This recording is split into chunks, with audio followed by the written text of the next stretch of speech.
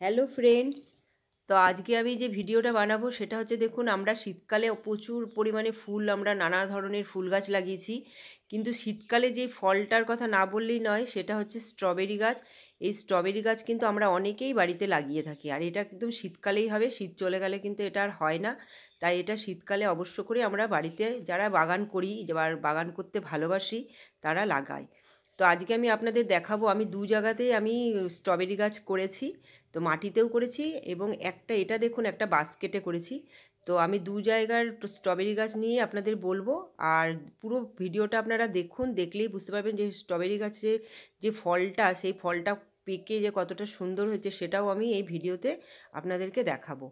তো তার আগে প্রথমে স্ট্রবেরি গাছ নিয়ে একটু কথা বলে নিচ্ছি। তো দেখুন, আমি যে লাগিয়েছি একটা বাস্কেটের মধ্যে, যেহেতু এই বাস্কেটটা অনেকটা বড়, তাই জন্য এই বাস্কেটে লাগিয়েছি। স্ট্রবেরি গাছ যদি আপনারা একটু ছড়ানো জায়গায় লাগান, তবে কিন্তু স্ট্রবেরি গাছ বেশি ভালো হয়।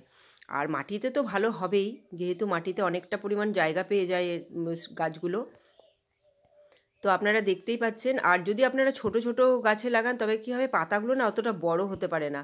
আর বড় বড় বাস্কেটে বা আপনারা যে কোনো যে মাছের ট্রেতে যদি লাগান, তবে দেখবেন খুব সুন্দর গাছ বাড়ে। তো আমি এখানে দেখতে পাচ্ছেন, যেহেতু বাস্কেটটার অনেক ছিদ্র আছে, তাই জন্য আমি ভেতরে একটা প্লাস্টিক দিয়ে এই বাস্কেটের মধ্যে এই গাছটা লাগিয়েছি। আর গাছটা লাগানোতে এইটা যেহেতু অনেকটা জায়গা পেয়েছে, এবং গাছটা কিন্তু খুব ভালো গ্রোথ নিয়েছে। আপনারা ভালো করে দেখলেই, লক্ষ্য করলে দেখতে পাবেন। আর তার আগে আমি দেখিয়ে দিচ্ছি মাটিতে যে আমার স্ট্রবেরি গাছগুলো আছে, তো সেইগুলো আমি দেখিয়ে দিচ্ছি। সেগুলোতে এখন অনেকটা বড় হয়ে গেছে ফলগুলো, আর ফলগুলো একটু আগেই ধরেছে। আগেই বললাম মাটিতে বেশি ভালো হয় স্ট্রবেরি গাছ, কিন্তু সবার কাছে মাটি থাকে না, তাই জন্য তারা করতে পারেন না। কিন্তু স্ট্রবেরি গাছ যদি মাটিতে করেন, তবে তাড়াতাড়ি ফলটা পাবেন এবং বড় বড় ফল হয়। দেখুন কত পরিমাণে ফুল এসছে, প্রত্যেকটা গাছে আমার ফুলে একদম ভরে আছে। আর এগুলো আমার অনেক দিনের, আমি এটা একদিনের নয়, এটা আমার প্রায় 4-5 বছরের গাছগুলো থেকে একটা গাছ কিনে এনেছিলাম, সেগুলো থেকে আমার এত এত গাছ হয়েছে। আর স্ট্রবেরি গাছের কতগুলো নিয়ম আছে, সেই নিয়মগুলো যদি আপনারা ঠিকঠাক করতে পারেন পরিচর্যা, তবে স্ট্রবেরি গাছ অনেক দিন থেকে যায়। এবার দেখুন বাস্কেটে যে গাছটা করেছি, সেই গাছের পাতাগুলো দেখুন আপনারা, যে কতটা পরিমাণ বড় হয়েছে। এইটা দেখে আপনারা বুঝতে পারবেন যে এর ফলগুলো কতটা বড় হবে। গাছের যত গ্রোথ বাড়বে, তত কিন্তু ফলের সাইজও বড় হবে এবং প্রচুর পরিমাণে ফলও হবে। আর এখন আমার এই বাস্কেটের ভেতরেও প্রচুর ফুল চলে এসছে, এবং ফুলটার মধ্যেই কিন্তু ফলটা তৈরি হয় স্ট্রবেরি গাছ। যারা স্ট্রবেরি গাছ লাগাননি, তাদের জন্য বলছি। আর যেই নিয়মগুলো আমি বলছি যে কি করতে হয়, স্ট্রবেরি গাছের দেখবেন সবসময় একটা গাছ থেকেই রানার বেরোতে থাকে। যেমন চারা বেরোয়, কিন্তু এদের কি বলুন তো, গাছের সাথে এরকম দেখুন রানার বেরোতে থাকবে। সেই রানারটাকে আপনাকে টাইম মতো, একটু শক্ত হলে কি হবে, এটাকে কেটে ফেলতে হবে। তবে কী হবে, যেই রানারটা বেরিয়েছে সেই গাছটাও ভালো হবে, এবং যেটা মাদার সেটাও কিন্তু ভালো হবে। যদি রানারটা রেখে দেন, তবে দুটো গাছই দুর্বল হয়ে যাবে। রানারটা বাড়তে থাকবে যতটা, কিন্তু মাদার গাছটা বাড়বে না। এটাই হচ্ছে ব্যাপার। তো আপনাদেরকে অনবরত রানারটাকে কাটতে হবে। দেখুন আমি ধরে ধরে রানারগুলোকে কেটে ফেলেছিলাম, তখন কিন্তু আমার গাছে ফুল আসেনি। এগুলো অনেক দিনকার আগেরকার কথা বলছি। আর যারা এখন নতুন করে স্ট্রবেরি লাগিয়েছেন, তাদের যদি রানার বেরোতে থাকে, এরকম রানার শক্ত হয়ে গেলেই আপনারা এভাবে কেটে দেবেন। দেখুন ধরলেই বুঝতে পারবেন যে এটা শক্ত হয়ে গেছে। তখন রান্নাটা মাঝখান দিয়ে হাত দিয়েই কাটা যায়, আপনারা যদি চান তো কাঁচি দিয়েও কাটতে পারেন। আমি দেখুন এরকমভাবে কাটতে থাকি। কাটলে কি হবে, এর অনবরত চারা বেরোবে, আর তার থেকে আরেকটা রানার্স বেরোবে, এরকমভাবে বেরোতে থাকে। এই গাছের এটাই একটা চারা গাছ থেকে আপনি 100টা চারা বার করতে পারেন, যদি মানে ঠিকঠাকভাবে পরিচর্যা করেন। আমি আপনাদের ডিটেলসে দেখিয়ে দিলাম, আমি এইভাবে কিন্তু কেটে কেটে দিয়েছিলাম রানার্সগুলোকে। তারপরে দেখুন কতটা ফল হয়েছে। আরেকটা জিনিস আপনাদের যেটা আমি বলবো, মালচিং স্ট্রবেরি গাছে অবশ্য করেই করতে হবে। দেখুন এটা ফলটা আস্তে আস্তে কী হচ্ছে, লাল হয়ে আসছে। এবার এটা যদি মাটিতে লেগে যায়, দেখুন এরকম যদি মাটিতে লেগে যায়, এই ফলটা কিন্তু পচতে থাকবে, যেহেতু নিচটা মাটিতে লেগে যাবে। যে কোনো ফল মাটিতে লেগে গেলে কিন্তু পচে যায়। তাই জন্য কী করতে হবে, মালচিংয়ের জন্য আমরা এইরকম প্লাস্টিক দিয়ে দিতে পারি। আমি যেহেতু এটা মাটিতে করেছি, তাই এটা প্লাস্টিক দিয়েছি।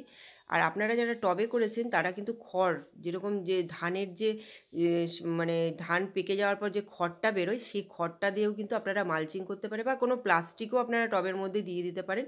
তো আমি এভাবে কিন্তু প্লাস্টিক দিয়ে দিয়েছি যাতে ফলগুলো না পচে যায়। এই মালচিংটা আপনাদের করতেই হবে, নাহলে ফল কিন্তু পচে যাবে। একটা যদি মাটিতে লেগে যায়, খুব নরম ফল থাকে, তাই জন্য এগুলোকে দিতে হয়। আর ওই যেগুলো বাদবাকি যে আরও ফল হচ্ছে, এগুলো একটু যেহেতু পাতার ওপরে আছে, তাই জন্য আমি কিন্তু দিচ্ছি না। এবার দেখুন আমরা স্ট্রবেরি গাছে কি সার দেবো। যেহেতু আমরা স্ট্রবেরি গাছ ফলটা একটু খাই, তাই জন্য আমি যেটা করি, আমি কিন্তু কোনো কেমিক্যাল সার ইউজ করি না। তো আমি এখানে কিন্তু অনবরত খোল জল দিয়ে গেছি। যখন ছোট ছিল তখন পাতলা করে খোল জল দিয়েছি, যখন আস্তে আস্তে একটু বড় হয়েছে তখন একটু বেশি মোটা দিয়েছি। এভাবে কিন্তু আমি খোল জল দিয়ে গেছি। তখন এখনও তাই, এখন ফুল এসে গেছে, ফল এসে গেছে, হচ্ছে, তারপরেও কিন্তু আমি কিন্তু খোল জলই এখন দেবো। এখন হচ্ছে ফেব্রুয়ারি মাস, এই ফেব্রুয়ারি মাসে আমি কিন্তু খোল জলই ব্যবহার করছি। আমি যেরকমভাবে করেছি আমি সেটাই বললাম আপনাদেরকে। কেমিক্যাল দিলে সেই খাবারটা আমরা যেহেতু খাবো, সেটার জন্য আমি কেমিক্যাল দেবই না, আর কেমিক্যালটা না দেওয়াটাই ভালো।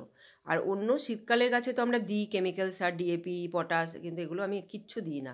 দেখতেই পাচ্ছেন আমি এই দেখুন 15 দিন পর পর আমি খোল জল দিয়ে দিই। এই খোল জলেই কিন্তু গাছ এত সুন্দর হয়েছে, গাছের পাতা এত বড় হয়েছে, এবং প্রচুর পরিমাণে ফুল এসছে।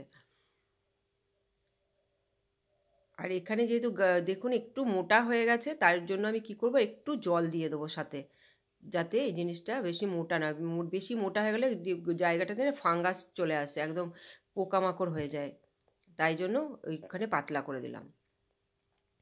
এভাবে আপনারা করুন। এবার দেখুন আমি তার কদিন পরে দেখাচ্ছি, ফলটা এবার আমার পেকেছে।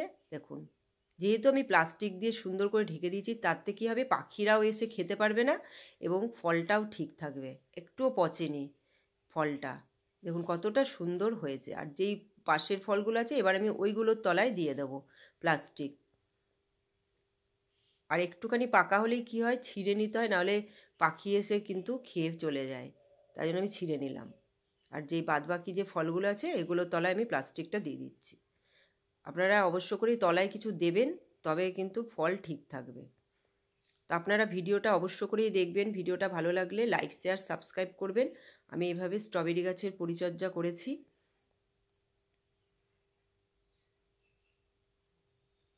যে কোনো পাত্রে আপনারা করতে পারেন, প্লাস্টিকের গামলা বলুন, প্লাস্টিকের বড় বালতিতেও কিন্তু খুব ভালো স্ট্রবেরি গাছ হয়।